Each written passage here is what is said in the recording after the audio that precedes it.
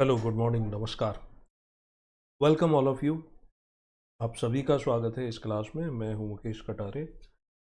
दोस्तों, आज हम पढ़ेंगे पृथ्वी की जो देशांतर अक्षांश रेखाएं होती हैं उनके बारे में और पृथ्वी की विभिन्न प्रकार की गतियों के बारे में। ये जो टॉपिक है ये हम आज के अपने कवर करेंगे। ठीक है, तो आप क्या कर सकते हो, पेपर पेन लेकर के साथ में नोट डाउन कर सकते हो, जिससे कि आपको काफ़ी हेल्प रहेगी आपके नोट्स बनाने में, किसी कोई प्रॉब्लम नहीं होगी। ठीक। मैंने पिछली क्लास तक आपको बता दिया था मेटियोर्स के बारे में, उल्कापिंड के बारे में। अब उसी को आगे बढ़ा देता हूँ। थोड़ा सा छोटा सा टॉपिक है, क्षुद्र ग्रह जिन्हें हम कहते हैं। क्षुद्र ग्रह या इसी को हम एस्टेरॉइड्स के नाम से भी। देखो, ये बेसिक है जियोग्राफी का। अगर आपने ये सारे लेक्चर अटेंड कर दिए तो जियोग्राफी के जो कॉन्सेप्ट है वो बहुत अच्छे से आपके तैयार हो जाए। आप मतलब ये समझ लो कि एक प्रिलिमिनरी लेवल पर आप एग्जाम को बड़ी आसानी से क्रैक। ठीक है, तो अब हम एस्ट्रॉइड्स यानी क्षुद्र ग्रह, इसी को दूसरा नाम आप देखते होंगे, इसी को बोल देते हैं अवांतर ग्रह भी कहा जाता है। ये सब एक ही चीज के, यानी वस्तु एक ही है, नाम अलग अलग हो जाते हैं। तो ये इसके संबंध में मुख्य बात क्या होती है कि एक तो हमारा प्लेनेट है मंगल या मार्स, और दूसरी तरफ प्लेनेट आता है जुपिटर या बृहस्पति। तो बृहस्पति और मंगल इन दोनों के बीच वाली ऑर्बिट में पाए जाते हैं। इसको ऐसे समझ लो कि ये अगर हमारा सूर्य है तो सारे प्लैनेट्स हमारे सोलर सिस्टम के चारों ओर चक्कर लगाते हैं। तो यहाँ पर आप मंगल समझ लो और यहाँ पर समझ लो जुपिटर। तो इस बीच वाली जो स्पेस के बीच में छोटे आकार से लेके काफ़ी बड़े आकार तक के ये पार्टिकल्स हैं, ये टुकड़े हैं, ये आकाशीय पिंड हैं जो इसका चक्कर लगाते रहते हैं। उन्हीं को हम एस्टेरॉइड्स या क्षुद्र ग्रह कहते हैं। एक तरीके से ये चट्टानों का मलबा भी है ना। इनका कोई डेफिनेट आकार नहीं है, साइज नहीं है कि एक पर्टिकुलर आप आकार दे दें इनको कि इनको बोल दें कि गोलाकार है या रेक्टेंगल है, ऐसा कुछ नहीं। अभी तक ये माना जाता है कि इनकी संख्या कितनी है, तो इसमें थोड़ा सा मतभेद मिलेगा। मतलब अलग अलग किताबें अलग अलग ढंग से इनको बताती हैं। तो सामान्यतः इनकी संख्या 45,000 मानी गई है। ठीक। आकार तो ये चंद्रमा से भी छोटे हैं, और कुछ ऐसे भी हैं जो बड़े आकार के हैं जिनका जो व्यास है वो 1,000 किलोमीटर तक पाया जाता है। व्यास डायमीटर यानी कि कोई भी जो सर्कल है, गोलाकार वस्तु है, तो उसके केंद्र से होकर के गुजरने वाले को हम व्यास कहते हैं। यानी त्रिज्या जो रहती है रेडियस का डबल होता है, उसको हम व्यास कहते हैं। ठीक है, तो ये यहाँ पर याद रखने वाली। अब थोड़ा पेपर के लेवल को देखते हुए कि कभी कभी अजीबोगरीब चीज़ें पूछ लेते हैं। तो इटली के एक एस्ट्रोनॉम जो खगोल शास्त्री थे, उनका नाम क्या है? पियाजी। तो पियाजी ने सबसे पहले 1 जनवरी को, यानी 1 जनवरी को 1801, हो सकता है न्यू ईयर का समय था, आसमान को निहार रहे हैं, तो सबसे पहला जो एस्टेरॉइड्स जो खोजा था वो इनके द्वारा खोजा गया था। इटली के थे, है ना। पियाजी इनका नाम है, और जो खोजा था उसका नाम क्या रखा था, उसे सिरेस या सिरिस नाम दिया गया था, CERES। और अन्य जो हैं उनके भी नामकरण किए गए हैं, बट मुझे ऐसा लगता है कि उन नाम से शायद ही कोई प्रश्न बनेगा। जैसे जूनो हो गया, ये भी एक एस्ट्रॉइड्स का नाम दिया गया है ना। वेस्टा हो गया, ये भी एक एस्ट्रॉइड्स को कहा गया। ये कुछ प्रमुख हैं। अब प्रश्न उठता है कि ये जो एस्ट्रॉइड्स या अवांतर ग्रह या क्षुद्र ग्रह हैं, इनका फॉर्मेशन कहाँ से हुआ था, ये कैसे बने? तो इनको माना जाता है कि ये जो है इनका निर्माण उपग्रह से हुआ था, सैटेलाइट से ये बने थे। या कुछ जगह ऐसा भी मिलता है कि ये जो है प्लेनेट यानी ग्रहों के टूटने से। तो बस इतनी सी जो जानकारी है वो क्षुद्र ग्रह से संबंधित पर्याप्त हो जाती है, जो आपको याद रखनी है। प्रश्न अगर बनेगा एस्ट्रॉइड से तो यही हो जाएगा। एक जानकारी ये हुई कि ये कहाँ पाए जाते हैं हमारे सोलर सिस्टम में, तो मार्स एंड जुपिटर के बीच वाला जो स्पेस है वहाँ पर मिलते हैं। लगभग इनकी संख्या 45,000 है। कुछ चंद्रमा के आकार के हैं, कुछ छोटे, कुछ चंद्रमा से बड़े भी मिलते हैं। तो सबसे बड़ा जो माना गया है, ये माना गया है कि उनका व्यास 1,000 किलोमीटर। और सबसे पहले इटली में 1 जनवरी 1801 में जो वहाँ के खगोल शास्त्री उन्होंने खोज थी और उसे सिरेस नाम या सिरस नाम दिया था। इसके अलावा अन्य भी हैं। निर्माण ग्रहों से ये हुआ है। इतनी इंफॉर्मेशन सफिशिएंट। अब हम चलते हैं, बात करते हैं किसके बारे में, पृथ्वी के संबंध में आ जाते हैं, अर्थ के बारे में। वो सारे पॉइंट बताऊंगा जिनसे क्वेश्चन बन सकते हैं, स्पेसिफिकली वो एग्जाम जहां पर ऑब्जेक्टिव प्रश्न की प्रिलिमिनरी लेवल पर, पीटी जिसे हम बोलते हैं, प्री की जो बात करते हैं की बात करते हैं। तो पृथ्वी जो है ये एक परफेक्ट स्क्वायर नहीं, यानी एक गोलाकार नहीं है ना। ऐसा समझ लो कि गोल था, ऊपर नीचे थोड़ी दबा दी गई है, तो जिसलिए बीच वाला हिस्सा थोड़ा उभर जाता है ना। तो इसे पृथ्वी के बारे में सामान्य सी इंफॉर्मेशन के साथ उसकी गतियां जो हैं, ठीक, ये वाला हिस्सा नॉर्थ पोल कहलाता है, ये वाला हिस्सा जो कहलाता है बीच से, बीचों बीच से अगर हम इसे दो भागों में बांट दें तो ये क्या कहलाता है, भूमध्य रेखा या इक्वेटर कहलाता है ना।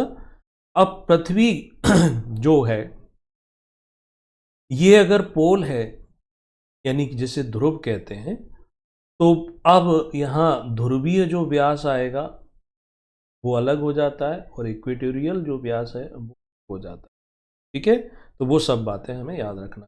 तो अगर कभी प्रश्न आ जाए कि पृथ्वी का ध्रुवीय व्यास कितना, व्यास से मतलब बताया था कि किसी भी गोलाकार में त्रिज्या से होकर जाने वाली या रेडियस का 2 गुना, तो ध्रुवीय व्यास जो पृथ्वी का है वो है 12,713,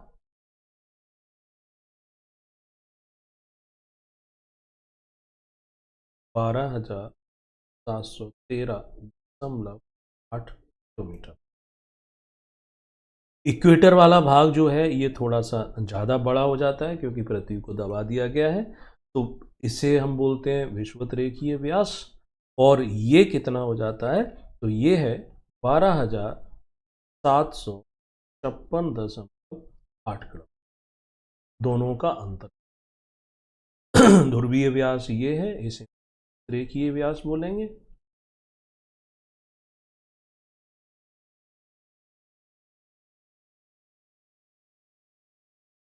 ठीक,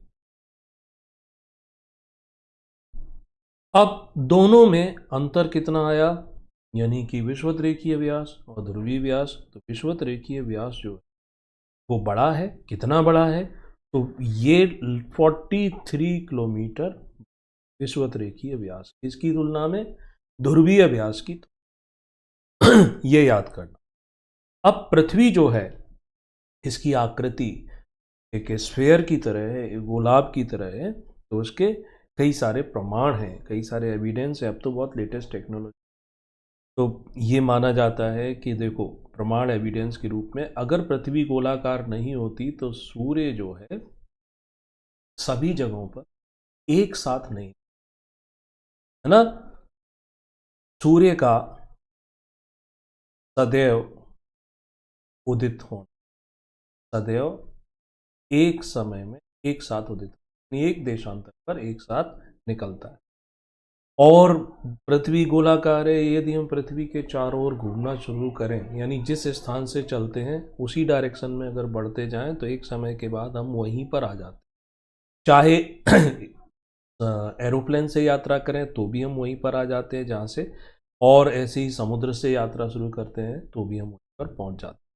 ठीक है ना, ये भी हमें पता चलता है। तो यात्रा से भी हमें ये पता चला कि दूसरा फिर क्या है, तो फिर ये आता है कि जैसे चंद्र ग्रहण की जब स्थिति बनती, चंद्र ग्रहण की स्थिति बनती है तो पृथ्वी की छाया वहाँ पर पड़ती है, तो वो छाया चौकोर, त्रिभुजाकार, अलग अलग प्रकार की नहीं होती है, गोलाकार होती है।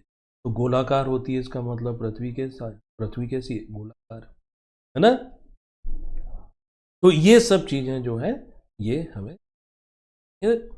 अब नेक्स्ट हम बात करते हैं किस चीज की, नेक्स्ट बात करते हैं कि पृथ्वी की जो धुरी है, एक्सेस है, उस पर वो कितने डिग्री क्या झुकी हुई है, उस बात करते हैं।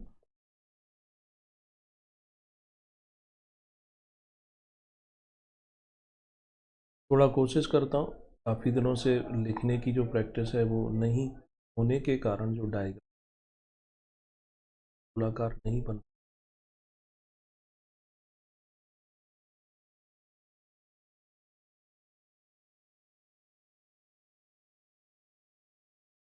बोर्ड पे बन जाता है, यहाँ तकलीफ दे, लेकिन आप अगर प्रैक्टिस करोगे तो में तो नहीं, अगर मेंस बनाने आपके लिए।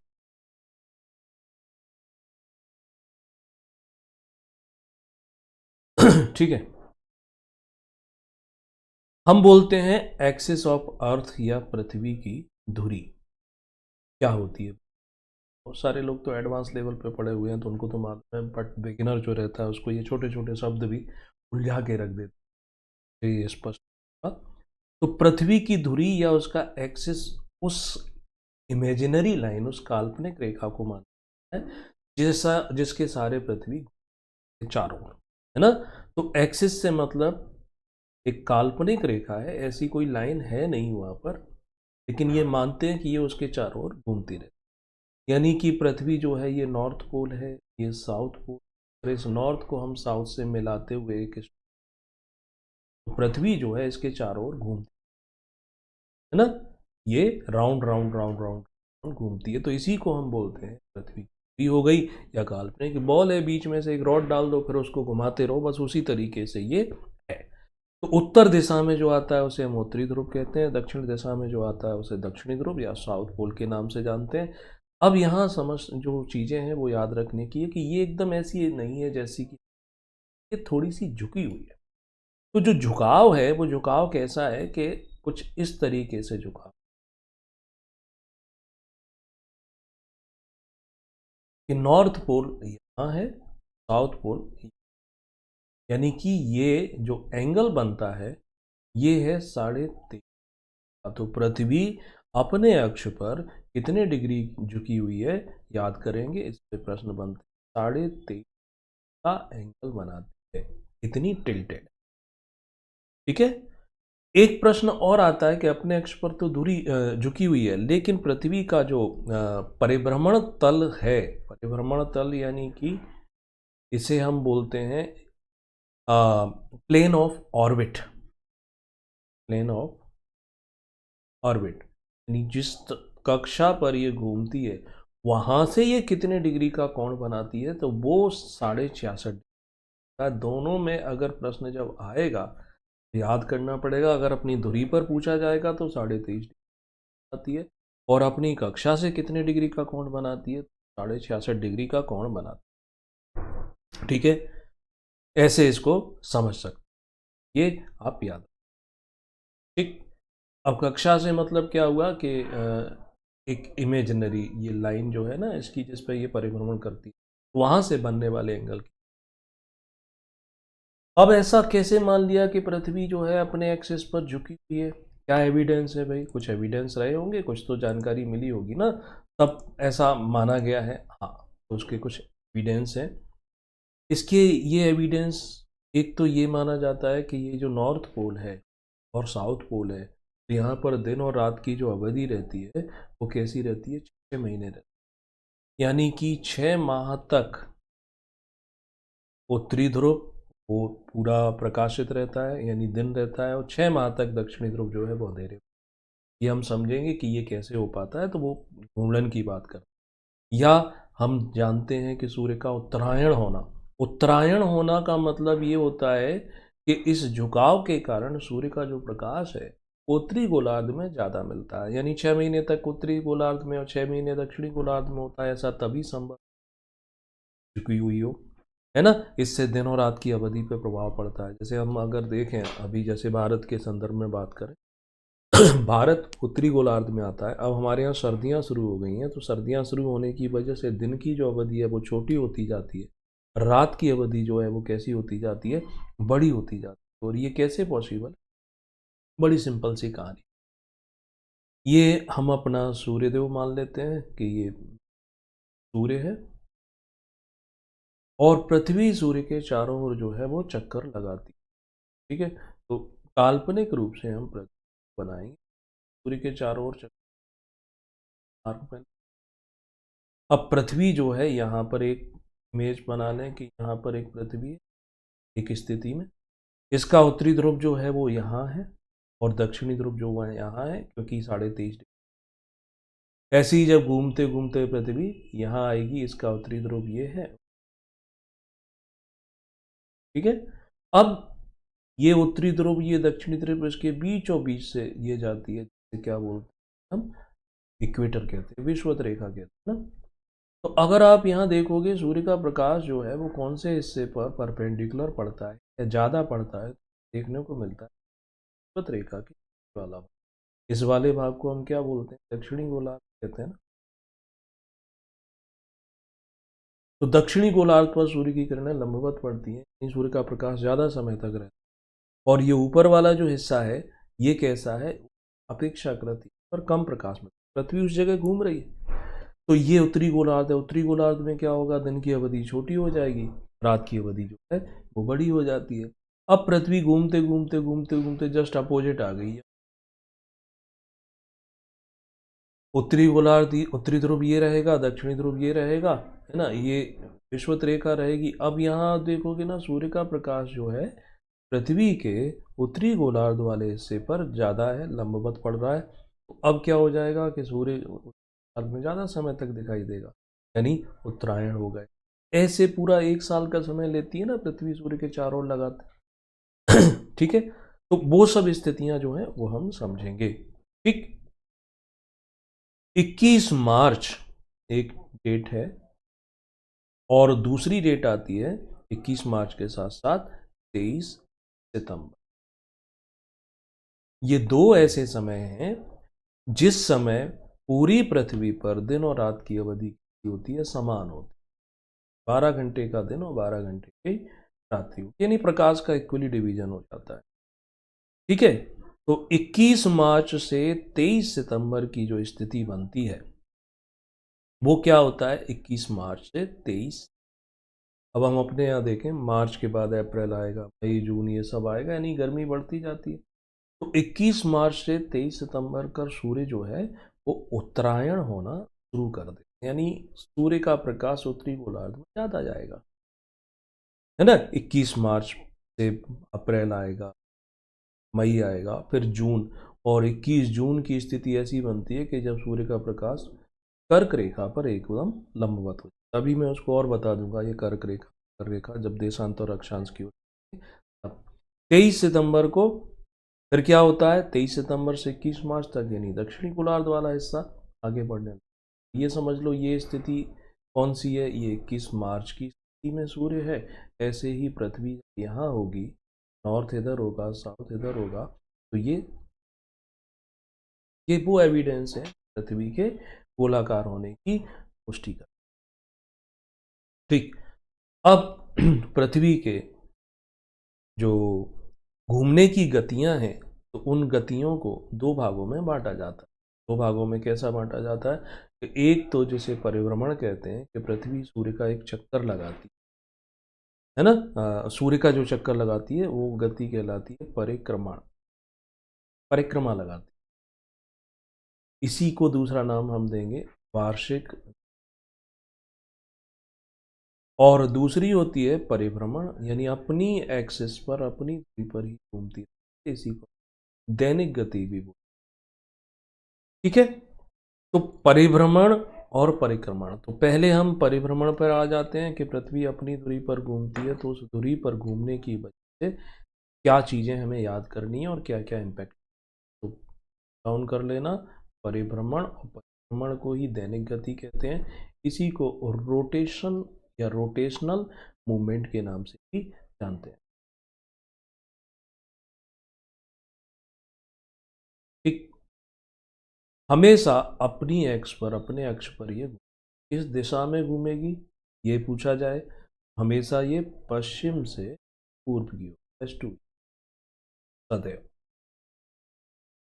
पूर्व की ओर घूमती, इसीलिए पूर्व में सूर्योदय होता है ना। अब पृथ्वी जो है वो पश्चिम से पूर्व की ओर घूमती है। पृथ्वी इक्वेटर पर थोड़ी सी उभरी हुई है और ध्रुवों पर थोड़ी सी दबी हुई है, ये इक्वेटर है, विषुवत रेखा है, और ये नॉर्थ पोल है, ये साउथ पोल है। तो ये जब घूमती है, अगर हम एक कोई बॉल ले लें, गोलाकार बॉल ले लें, उस गोलाकार बॉल को अगर आप ऐसे अपनी जगह उसको नाचता हुआ देखें, की तरह घूमता हुआ देखें, तो आपको सबसे ज़्यादा गति कहाँ दिखाई देगी? सबसे ज़्यादा, है ना? तो सबसे ज़्यादा घूमने वाला हिस्सा जो तेज गति से हमें दिखाई देगा, ये बीच वाला हिस्सा जो है बदलेगा सबसे। और जैसे जैसे आप यहाँ से इधर की ओर नॉर्थ यानी उसके किनारे की ओर जाओ या साउथ पोल की ओर जाओ, तो वहाँ पर ये गति कैसे कम होती है ना? ये याद कर लें। एक विषुवत रेखा से ध्रुवों पर ये घटती जाए। ये विषुवत रेखा को हम 0 डिग्री कहते हैं। तो 0 डिग्री पर पृथ्वी के घूमने की गति, रोटेशनल जो स्पीड है वो कितनी होती है पूछ सकते। ये है लगभग 1600 किलोमीटर प्रति घंटे, यानी 1 घंटे में 1600 किलोमीटर। ट्रेन जो चीन और जापान है उससे ये मान के चलो लगभग 2.5 गुना इस स्पीड से चलो। अब 0 डिग्री से हम ऊपर बढ़ते जाते हैं, यहाँ 90 हो जाता है, 90 डिग्री हो जाता है ध्रुव है, और 90 डिग्री उत्तरी अक्षांश, ध्रुव है 90 डिग्री अक्षांश। तो अब यहाँ अगर हम 45 डिग्री मान लें इस जगह पर, तो इस जगह पर पृथ्वी के घूमने की गति है वो इस इक्वेटर की तुलना में बढ़ेगी। तो ये घटकर रह जाती है 1120 किलो। ठीक, 60 डिग्री पर कितनी रह जाती है? तो 60 डिग्री पर आप लिख लेंगे 60 डिग्री, चाहे उत्तरी अक्षांश हो चाहे दक्षिणी अक्षांश हो, पृथ्वी के घूमने की गति जो है वो 800 किलोमीटर प्रति घंटा पास हो जाती है। 90 डिग्री पर, 90 वो पॉइंट है जहां पर पृथ्वी उसी जगह है ना, तो वहां पर उसके घूमने की गति 0 हो जाती, शून्य हो जाती, क्योंकि वो गोला वहीं से तो घूम रहा है। तो इस जगह क्या गति सुनाई देगी? जैसे जैसे आप बीच में हो, है ना, बढ़ती जा। तो ये तो रही पृथ्वी की ये गति। अब इस ध्रुवीय गति से क्या प्रभाव है? यानी दिन और रात का होना, ये इसी के कारण, दैनिक गति, रोटेशनल मूवमेंट, परिभ्रमण के कारण होता है। तो ये इसलिए होता है कि जैसे पृथ्वी अपनी धुरी पर घूम रही है पश्चिम से पूर्व, अब सूर्य का जो प्रकाश है, मान लेते हैं यहाँ से सूर्य का प्रकाश, तो सूर्य का प्रकाश जब यहाँ से आता है तो जो हिस्सा सूर्य के सामने रहेगा वो प्रकाशित रहेगा, और जो हिस्सा उसके पीछे रहेगा वो अंधेरे में रहेगा। तो सामने वाले हिस्से में दिन होगा, पीछे वाले हिस्से में रात होगी। वो ये घूमती जाती है, इसलिए जहाँ दिन था तो सुबह सूर्योदय हुआ, फिर समय बढ़ा, दोपहर हुई, फिर शाम हुई, फिर अंधेरा हो जाएगा। तो ऐसे करके दिन और रात का होना ये किस पर निर्भर करता है? पृथ्वी के पर या पृथ्वी के रोटेशन। और इसी कारण ज्वार और भाटा की जो स्थिति बनती है, का जो पानी वो सूर्य और चंद्रमा के प्रभाव के कारण ऊपर की ओर उभर के आता है ना, ऊपर की ओर आना। तो ये ज्वार की जो प्रक्रिया है, इसलिए ये किस कारण से होती है? तो पृथ्वी के अपनी धुरी पर घूम, ये सब है ना, ये याद रखोगे एक बात। अब चलते हैं किस पर, कि पृथ्वी के चारों ओर जो पृथ्वी घूमती, सूर्य के चारों ओर जो पृथ्वी घूमती है, उस गति से क्या क्या प्रभाव।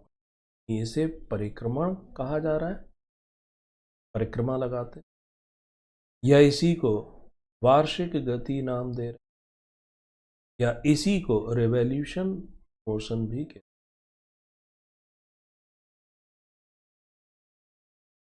ठीक है,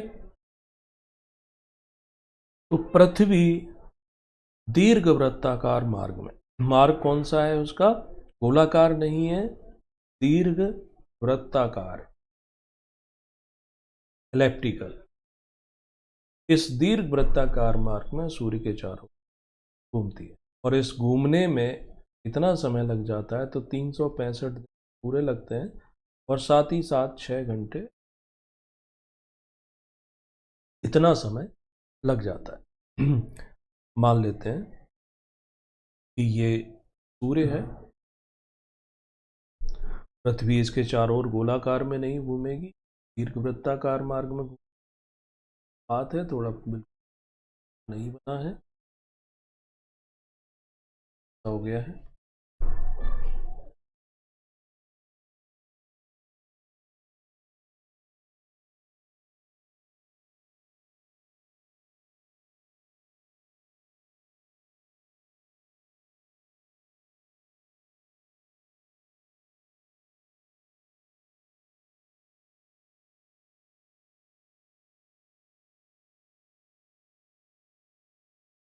ठीक है, अब पृथ्वी अगर यहाँ है इस पोजीशन में, हम चार स्थितियां हो गई, ये चारों ओर भी पृथ्वी पश्चिम दिशा से पूर्व की ओर, धुरी पर भी पश्चिम से पूर्व की ओर घूम रही। ठीक है, तो यहाँ से घूमते घूमते पूरा एक राउंड पूरा करने 365 दिन और कितना, 6 घंटे का, 365 दिन का एक साल हो जाता है। ठीक, अब एक साल में पृथ्वी 365 दिन के अलावा 6 घंटे और समय, दूसरे साल में फिर 6 घंटे बढ़ेगा, तीसरे साल में फिर 6 घंटे, चौथे साल में, यानी 4 साल में सूर्य का एक चक्कर लगाने इतने घंटे का अंतर आ गया, तो ये 24 घंटे। और हम क्या मान के चल रहे हैं, एक चक्कर एक साल में पूरा करती है, एक साल में हम 365 दिन मान लेते हैं, लेकिन ये 6 घंटे जो थे वो हम छोड़ते जा रहे हैं, हर साल 6 घंटे छोड़ दिए, तो 4 साल के बाद क्या हुआ कि 24 घंटे का अंतर आ गया। इसलिए इस एक दिन को एडजस्ट करने के लिए क्या करते हैं, लीप ईयर, अधिवर्ष मानते हैं। जिस अधिवर्ष में फरवरी का महीना सामान्यतः 28 वर्ष होता है, तो ये 24 घंटे जो बढ़े तो उसको 29 का, फरवरी फिर उस महीने 29 दिन की होती, तो इसके पीछे ये कैलकुलेशन रखी जाती है। ठीक, तो फरवरी लीप ईयर में, अधिवर्ष में कितने की हो जाएगी, 29 दिन। अब कोई ईयर दिया रहता है तो हम कैसे पहचाने कि वो लीप ईयर है, तो ईयर दिया हुआ है, जैसे मान लो लिखा हुआ है 1980, तो किसी ईयर में यदि 4 का भाग चला जाता है पूरा पूरा, तो वो लीप ईयर होगा। अब इसमें देखें, इसमें जाता है क्या, 4 टाइम्स गया, 1980, क्या सन 2000 लीप ईयर था? तो फिर जब ये शताब्दी वर्ष होता है ना, जैसे 2000 सेंचुरी ईयर, 1900, 1800, 1700, तो उसमें 4 का नहीं देते हैं, फिर वहाँ हम 400 का देते हैं, अगर 400 का जाएगा तो लीप ईयर। ठीक, ऐसे करके, तो ये लीप ईयर हो, इस वजह से लीप ईयर हो। अब एक हमें ये पता चला कि अगर पृथ्वी अपनी एक्सिस पर घूमती है तो एक्सिस पर घूमने की वजह से तो दिन और रात होते हैं, लेकिन पृथ्वी का सूर्य के चारों ओर चक्कर लगाने से क्या प्रभाव पड़ता है, पृथ्वी जब सूर्य के चारों ओर चक्कर लगाती है तो उससे ऋतुएं बदलती, सीजन बदलती। कैसे बदलते हैं, तो अभी जैसे हमने देखा था ना 21 मार्च की, तो 21 मार्च की स्थिति ऐसी है कि पृथ्वी पर सूर्य का जो प्रकाश है वो एकदम लंबवत होता है, यानी सूर्य विषुवत रेखा पर होता है। विषुवत रेखा क्या है, ये बीच वाली रेखा है, उस बीच वाली रेखा को हम विषुवत रेखा कहते हैं। इन रेखाओं का ज्ञान थोड़ा सा ले लेते हैं जिससे आसानी हो जाएगी बिगिनर्स को, कि हमारी कुछ गोलाकार, लगभग गोलाकार सी, लगभग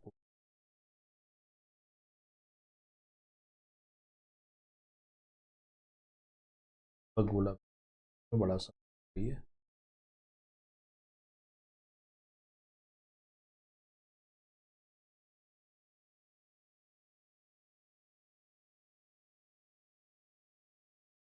समझ लेना, ये लगभग गोलाकार सी।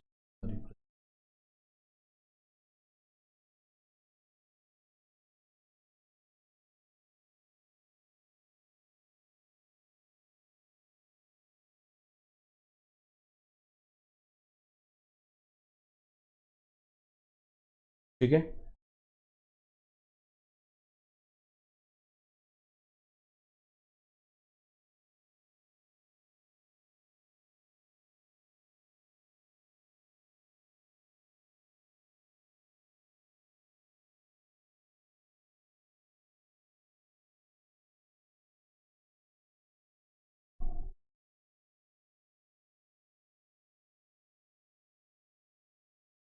ओके, अब देखो पृथ्वी है, पृथ्वी का ये वाला हिस्सा और ये वाला हिस्सा नॉर्थ पोल कहते हैं। अब इस पृथ्वी को हम बराबर दो भागों में बांट दें, बीचों बीच से ये मान ले दो भागों में बांट दिया, तो बीच वाला हिस्सा कुछ ये वाला होगा, गोलाकार है, यानी कि घूमते हुए ये पूरा ऊपर का आधा हिस्सा अलग हो जाए, नीचे वाला आधा हिस्सा हो जाए, तो इसको हम बोलते हैं 0 डिग्री। इसी को नाम देते हैं विषुवत रेखा, इसी को कहते हैं भूमध्य रेखा, पृथ्वी के मध्य से होकर जाने, इसी को नाम देते हैं इक्वेटर। ठीक है, अब ये क्या है इक्वेटर, कैसे बनती है, क्या स्थितियां बनती हैं, है ना। तो देखो, पृथ्वी को हम काल्पनिक रूप से डिवाइड कर, है ना, यानी ये समझ लो कि पृथ्वी का जो केंद्र है, उस केंद्र से वो स्थान जहां एक समान एंगल बने, यानी इस पृथ्वी के केंद्र से 0 डिग्री का एंगल बनाने वाले सारे पॉइंट को जोड़ दिया, तो जोड़ते हुए एक जो काल्पनिक सर्कल बना, गोलाकार है तो पूरा एक सर्कल बना, उसे हम 0 डिग्री या विषुवत रेखा। ऐसे ही इस केंद्र से मान लो 1 डिग्री का एंगल यहाँ बनता है, इस केंद्र से ये एंगल अगर हम निकालें 1 डिग्री, ऐसे ही 1 डिग्री का एंगल यहाँ पर भी बनेगा, है ना। इसी तरीके से 1 1 डिग्री का एंगल जिधर भी बना है उन सबको जोड़ देंगे, नया सर्कल तैयार हो जाएगा ना, तो वो क्या कहलाएगा, वो 1 डिग्री कहलाएगा। ऐसे ही वो 2 डिग्री वाले जो रहेंगे उनको हम 2 डिग्री नाम दे देंगे, 3 डिग्री नाम देंगे। और इस केंद्र से ठीक ऊपर लंबवत, मालूम है ना 90 डिग्री का एंगल बनता है, तो ये क्या हो जाएगा, ये 90 डिग्री हो जाएगा। अब ये उत्तर दिशा में है इसलिए इसको 90 डिग्री नॉर्थ बोलते हैं, ये जो दक्षिण दिशा में आता है इसलिए इसको 90 डिग्री साउथ कह देते हैं। तो अब इस विषुवत रेखा को काल्पनिक रूप से ये पृथ्वी को दो भागों में बांट देती है। एक ऊपर वाला हिस्सा जो उत्तर दिशा में है उसे उत्तरी गोलार्ध नाम दिया जाएगा, नॉर्दर्न हेमीस्फीयर कहा जाएगा, और दूसरा जो दक्षिण में है उसे क्या नाम देंगे, दक्षिणी गोलार्ध बोलेंगे, सदर्न हेमीस्फीयर नाम। ठीक है, उत्तर दिशा में आया वो 90 डिग्री नॉर्थ, और ये आया 90 डिग्री साउथ। ये रेखाएं जो हैं ये पूरा का पूरा सर्कल बनाती है, यानी गोला है, जहाँ से चलना शुरू करते हैं वहीं लौट के फिर आ जाते हैं, तो कंप्लीट सर्कल बनाती हैं। तो इन रेखाओं को हम क्या नाम देते हैं, अक्षांश रेखा, या दूसरा नाम इंग्लिश में लैटिट्यूड्स, अक्षांश रेखा। उत्तर की रेखाएं क्या हो गई, उत्तरी अक्षांश रेखाएं, दक्षिण की रेखाएं क्या हो गई, दक्षिणी अक्षांश रेखाएं हो गई ना। ठीक है, तो अब जो है ये काल्पनिक रूप से खींची गई रेखाएं, यानी पृथ्वी के केंद्र से एक प्रकार से बनने वाले जो कोण हैं उस हिसाब से इनको बनाया गया था, उनको उस हिसाब से ड्रॉ किया गया था। तो वो जो रेखाएं हैं बस उन्हीं को 0 डिग्री से उत्तर में आएंगी तो उत्तरी अक्षांश, 0 डिग्री से दक्षिण में आएंगे तो दक्षिणी अक्षांश। अब इनमें कुछ प्रमुख रेखाएं हैं जो स्पेसिफिक कुछ प्रभाव रखते हैं। यहाँ 23.5 डिग्री उत्तरी अक्षांश, इसी को नाम देते हैं ट्रॉपिक ऑफ कैंसर या कर्क रेखा के। और फिर आती है 66.5 डिग्री उत्तरी आर्कटिक सर्कल, और ये हो गया उत्तरी ध्रुव। दक्षिण की ओर चलेंगे तो दक्षिण में भी क्या होगा, 23.5 डिग्री दक्षिणी अक्षांश, ये क्या है, ये मकर रेखा कहलाता है, ट्रॉपिक ऑफ कैप्रिकॉर्न। और ऐसे ही 66.5 डिग्री वाली जो रेखा है दक्षिणी अक्षांश, उसे अंटार्कटिक सर्कल बोलते हैं, सब अंटार्कटिक सर्कल, और ये दक्षिण। तो 0 से लेकर के 90 तक जो रेखाएं, यानी हर 1 डिग्री पे हम एक काल्पनिक लाइन मान के चल रहे हैं, 1 डिग्री पे हो गई, 2 पे हो गई, 3 पे हो गई, तो ऊपर वाले हिस्से में कितनी लाइनें हो जाती हैं, 90 अक्षांश रेखा। इसी तरीके से साउथ में चलते हैं तो यहाँ पर कितनी रेखाएं हो जाती हैं, 90। तो 90 नॉर्थ लैटिट्यूड, 90 ही कितने लैटिट्यूड्स हैं, साउथ। टोटल उत्तर से दक्षिण चलें तो अक्षांश रेखाओं की संख्या कितनी हो जाएगी, 90 उत्तरी गोलार्ध के प्लस 90 दक्षिणी गोलार्ध के, प्लस एक 0 डिग्री जो है इक्वेटर वो भी तो जोड़ देंगे, तो ये हो जाती है 181। इनको कहते हैं रेखा। क्लियर है ना? अब ये कंप्लीट सर्कल बनाते हैं। सबसे बड़ा सर्कल ये बीच वाले हिस्से में ही बनेगा, बाकी कहीं पर नहीं बनेगा। सबसे बड़ा सर्कल अगर बनेगा तो यही होगा। ठीक है ना? तो ये जो सबसे बड़ा सर्कल है, ग्रेट सर्कल भी इसे नाम देते हैं, बृहद वृत्त भी इसे नाम देते हैं। बाकी सब जो है छोटे होते जाएंगे, क्योंकि पृथ्वी गोल है, गोलाकार है ना, तो बीच वाले हिस्से से ऊपर की ओर जाओगे तो भाई जो है ना छोटी होती जाएगी, कम होती चली जाएगी। ऐसे नीचे जाओगे तो वहां पर भी कम होती जाएगी। तो इनको हम बोलते हैं लैटिट्यूड, तो ग्रेट सर्कल के रूप में। अब इस ग्रेट सर्कल से भी कुछ प्रश्न बनते हैं। ग्रेट सर्कल से प्रश्न ये बनता है कि ये बताओ कि ये जो है कितने महाद्वीपों से होकर गुजरती है। भूमध्य रेखा कितने महाद्वीपों से होकर गुजरती है? तो याद रखेंगे ये 3 कॉन्टिनेंट कहाँ से होकर, कितने देशों से होकर गुजरती है? तो ये 11 देशों से होकर। एटलस मैप में जरूर ये आप देख, है ना? और कुछ द्वीपों से होकर के भी गुजरती है। ठीक, तो ये सब चीजें याद रखनी। एक और प्रश्न पूछते हैं इसमें कि जो अक्षांश रेखा है, तो 2 अक्षांश रेखाओं के बीच में जो अंतर है वो कितना है? तो 1 डिग्री का। तो 1 डिग्री मतलब कितने किलोमीटर के बराबर है? तो 1 डिग्री बराबर है 11 किलोमीटर। या माइल में बात करें, मील में बात करें तो 69 माइल के बराबर ही हो जाता है। दूरी 2 स्थानों के बीच की अगर हम मापते हैं तो इसका प्रयोग करते हैं। तो ये याद रख। अक्षांश रेखाएं हो गई। अक्षांश रेखाओं के बाद फिर यहीं पर देशांतर रेखाओं को भी समझ। तो देशांतर रेखाएं हैं, ये भी काल्पनिक रेखा है। ठीक, मगर ये उत्तर से दक्षिणी ध्रुव को जोड़ते खींची गई। चलो कोशिश करते हैं, फिर से पृथ्वी बना लेते हैं, शायद प्रैक्टिस है।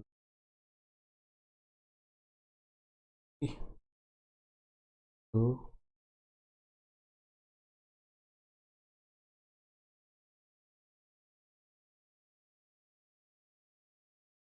फ्री हैंड तो बन जाता है, बट ये पेन टैप पर थोड़ा बनाना खुले रख कोशिश कर, बाद में इन गोलों को मिला करके कंप्लीट सर्कल बना लेंगे पृथ्वी के।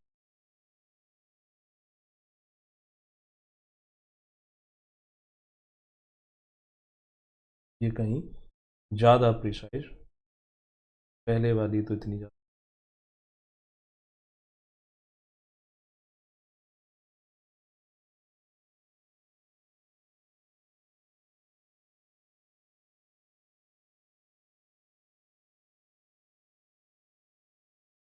तो पृथ्वी जो है, अब यहाँ क्या करें हम, उत्तरी ध्रुव को दक्षिणी ध्रुव से जोड़ते हुए काल्पनिक, पहली जो काल्पनिक उत्तरी ध्रुव से,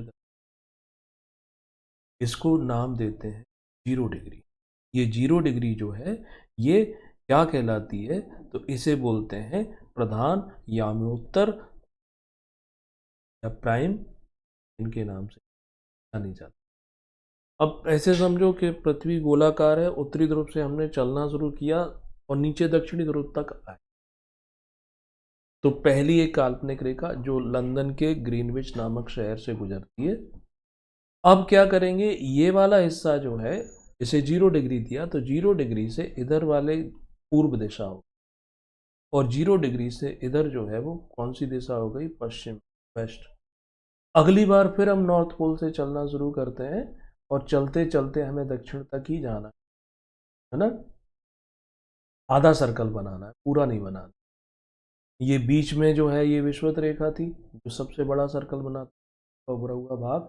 तो यहाँ सबसे ज़्यादा डिस्टेंस, तो ये पूर्व दिशा में बनी, तो इसलिए इसे नाम क्या देते हैं? 1 डिग्री।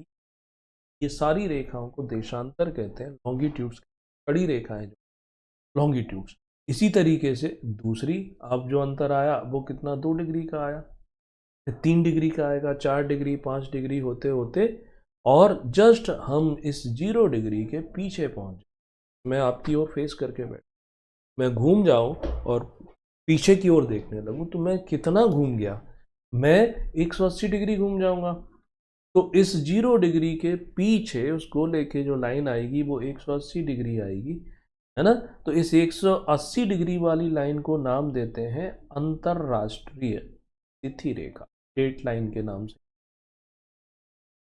तो 0 डिग्री से पूर्व दिशा में कहाँ तक चले, 180 डिग्री तक, वहां तक की सारी रेखाएं काल्पनिक पूर्वी देशांतर के नाम से जानी जाएंगी।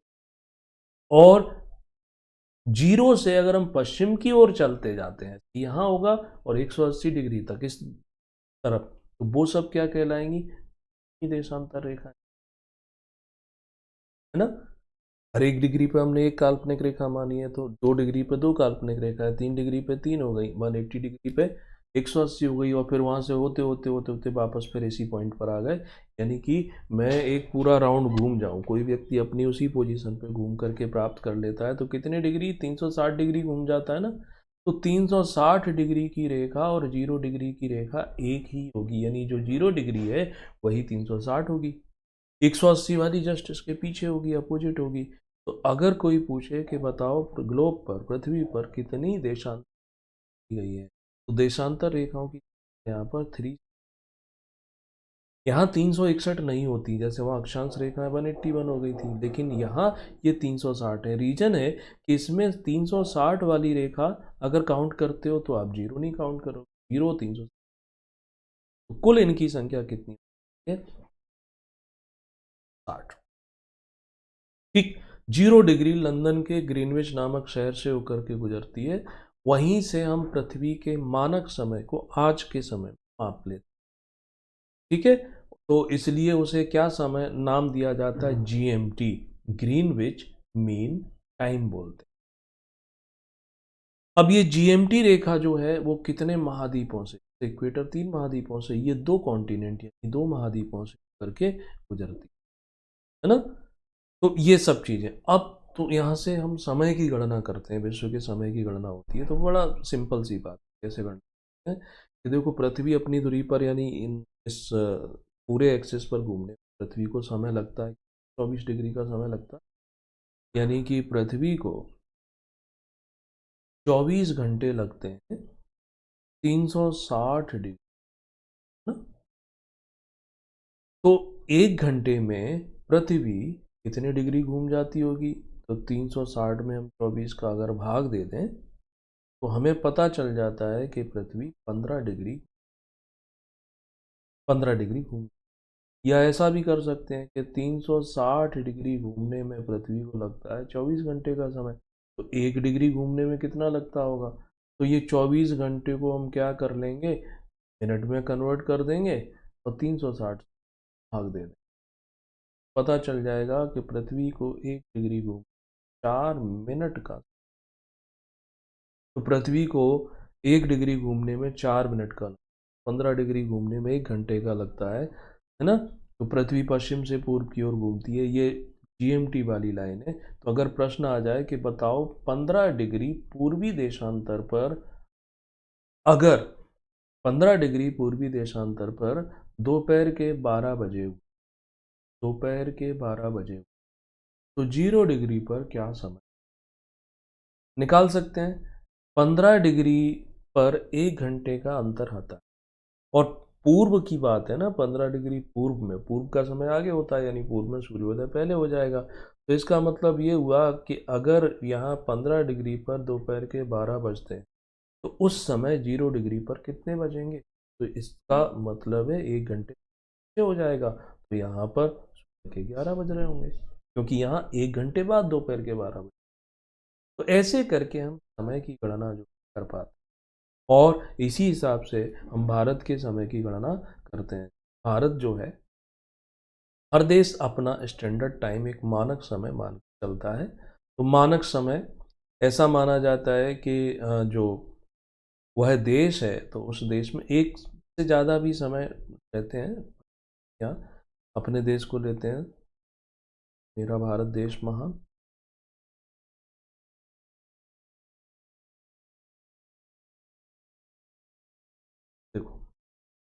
तरीके से समझने के लिए अपने बना लेते। तो मैं नहीं बना।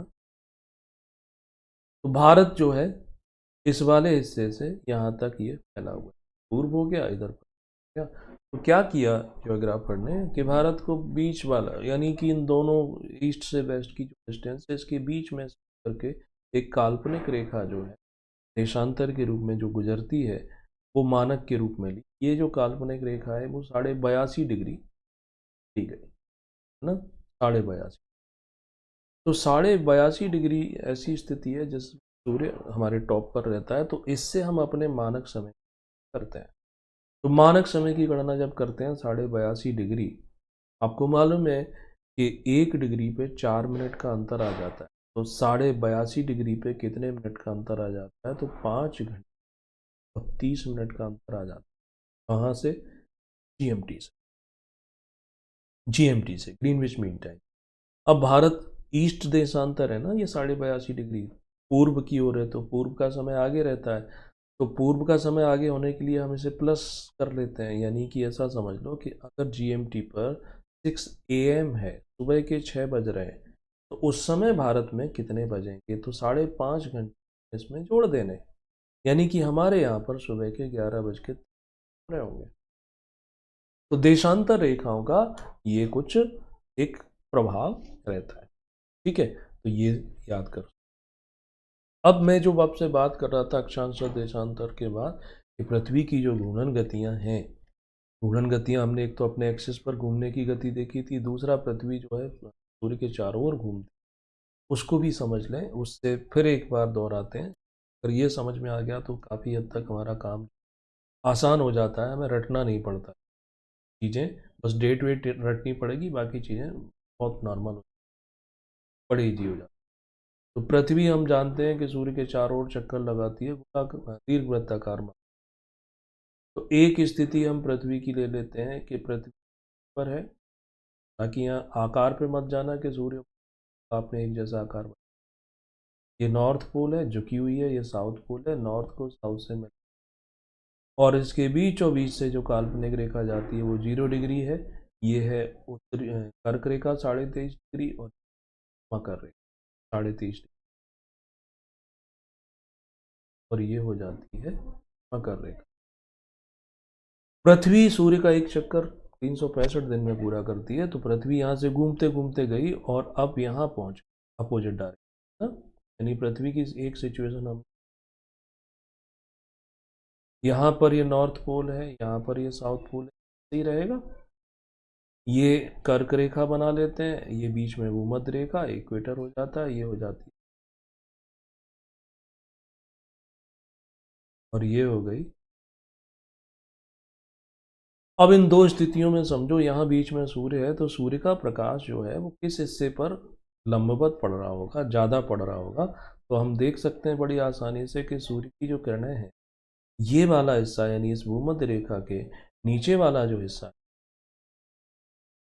यहाँ यहाँ पर सूर्य का प्रकाश लंबवत, ये हिस्सा जिसमें मैंने मार्क कर दिया है, ये है दक्षिणी गोला, है ना, सदर्न हेमिस्फीयर, यानी दक्षिणी गोलार्ध वाला हिस्सा जो है इस समय सूर्य का अधिक प्रकाश। और अगर हम यही स्थिति यहाँ इस दूसरी पोजीशन में देखें, तो सूर्य का प्रकाश जो है वो कौन से हिस्से पर लंबवत पड़ रहा है, वो अब हमें दिखाई दे रहा है इस उत्तरी गोलार्ध। ठीक है, उत्तरी गोलार्ध।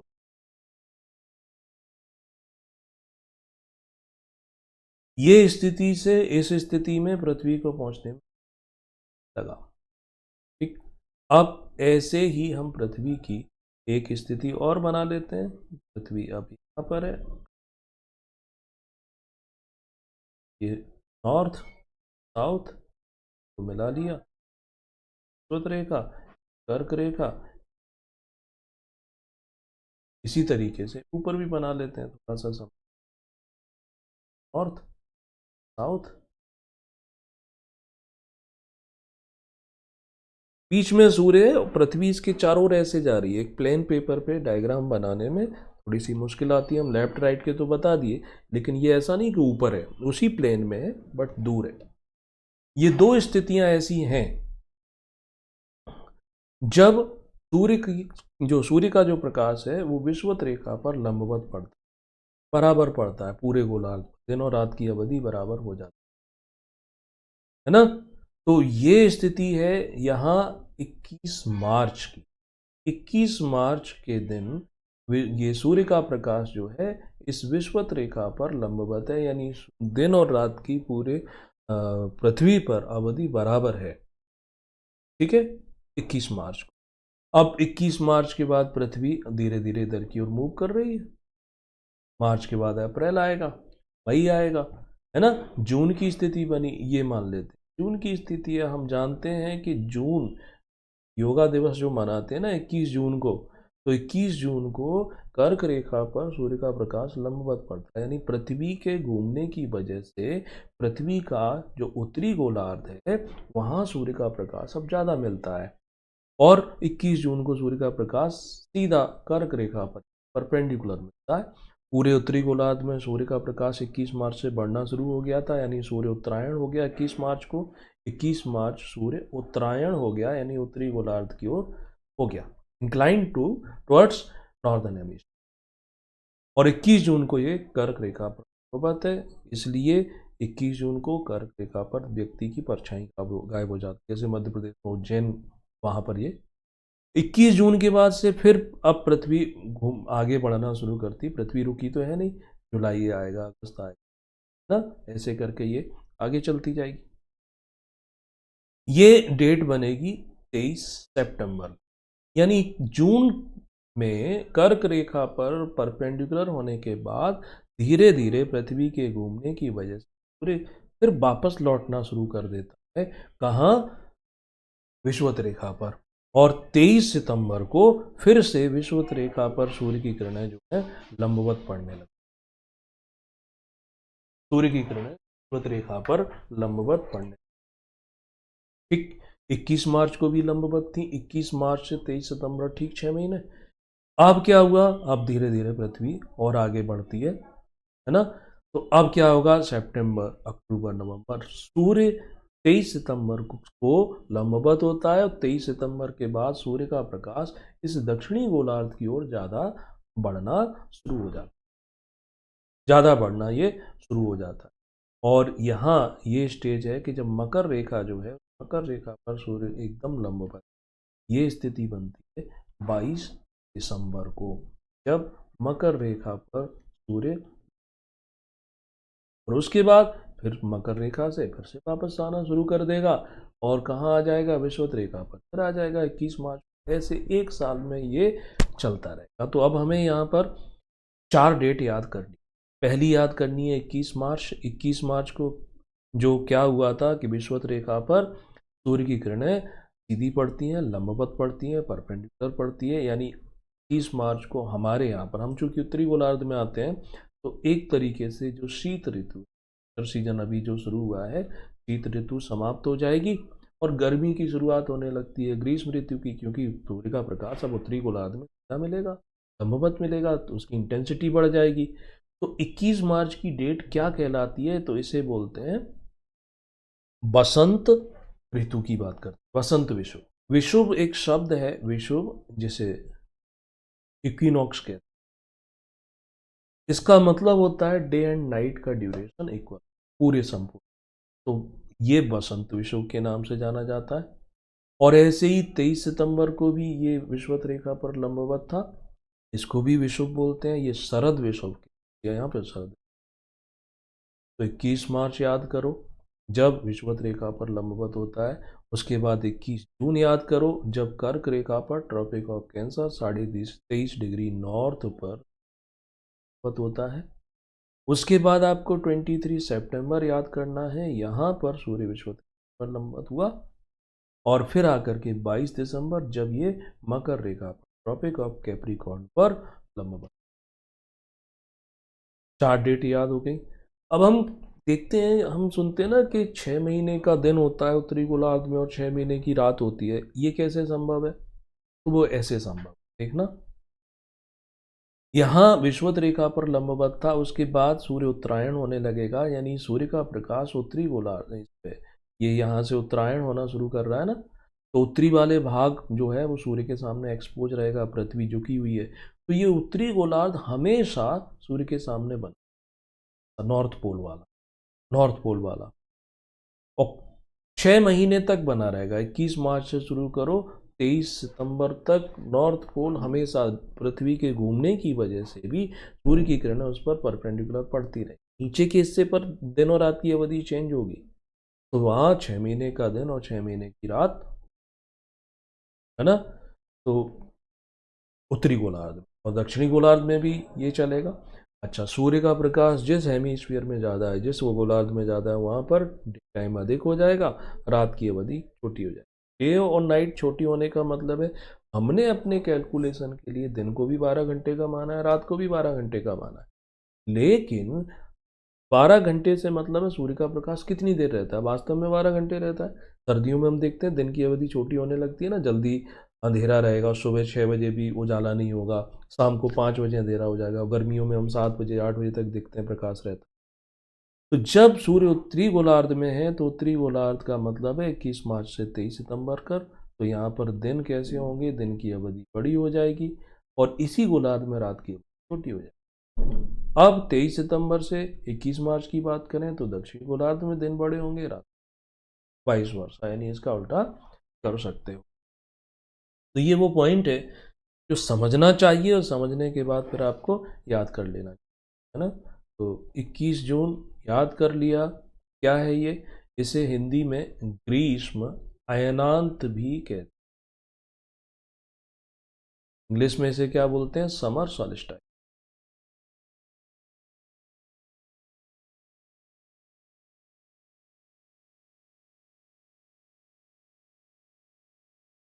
21 जून। 22 दिसंबर क्या था, 22 दिसंबर क्या था, तो ये शीत अयनांत, तो ये विंटर सॉलिस्टिस। 21 मार्च को क्या था, सूर्य कर्क रेखा पर लंबवत। 23 सितंबर को क्या था, सूर्य कर्क, सॉरी कर्क पे नहीं, विषुवत रेखा पर लंबवत था, और इसे इक्विनॉक्स या विषुव नाम दिया ना। इक्विनॉक्स का मतलब, विषुव का मतलब ही हो जाता है दिन और रात की, ठीक, ये सब चीजें याद कर, इनसे प्रश्न बनेंगे ही, है ना। कुछ प्रश्न ऐसे बनेंगे, अभी चूंकि अक्षांश और देशांतर रेखा है, उससे जुड़े कुछ और टॉपिक लेंगे, जैसे इंटरनेशनल डेट लाइन जो है वो सीधी नहीं है, वो जिगजैग टाइप की है, मैं ये कल करा दूंगा। और जब ये हो जाएंगे तो अभी तक जो पढ़ाया गया है उसका एक एमसीक्यू टेस्ट ले लेंगे, जिससे पता चलेगा, के बाद फिर आगे। तो आगे बढ़ने से पहले कुछ इन्फॉर्मेशन शेयर कर देता हूँ कि पीटी की क्लास और मेंस की जो क्लास है वो रेगुलर चलेगी। कुछ क्लासें जो हैं आपको यहाँ यूट्यूब पर मिलती हैं, और कुछ कुछ क्लास जो है वो पेड रहती हैं, वो एप्लीकेशन पर रहती हैं। आप हमारा फेसबुक का जो पेज है उसे ज्वाइन कर सकते हैं, उसका लिंक इस वीडियो के डिस्क्रिप्शन, फेसबुक पर ग्रुप बना हुआ है उसे ज्वाइन कर सकते हैं। टेलीग्राम, उसमें जो ग्रुप है वो ज्वाइन कर सकते हैं, ठीक है। ऐसे ही आप व्हाट्सएप भी कर सकते हैं, और हमारी जो वेबसाइट है उस वेबसाइट में जाकर आपको महत्वपूर्ण इन्फॉर्मेशन, उम्मीद है कि टीचर आपके बहुत सारे डाउट को रिजॉल्व करने में मदद करेगा। फिर भी यदि आपको कुछ समस्याएं आती हैं तो इसी वीडियो के आप कमेंट सेक्शन में अपने क्वेरी छोड़ सकते हैं, पूछ सकते हैं, मैं अगली बार उन सबको रिजॉल्व करने की कोशिश। बस लाइक कीजिए, चैनल को सब्सक्राइब कीजिए और मेहनत कीजिए। यही समय है, जितनी मेहनत करोगे आगे चलकर आपका काम उतना आसान हो। Thank you so much, good luck.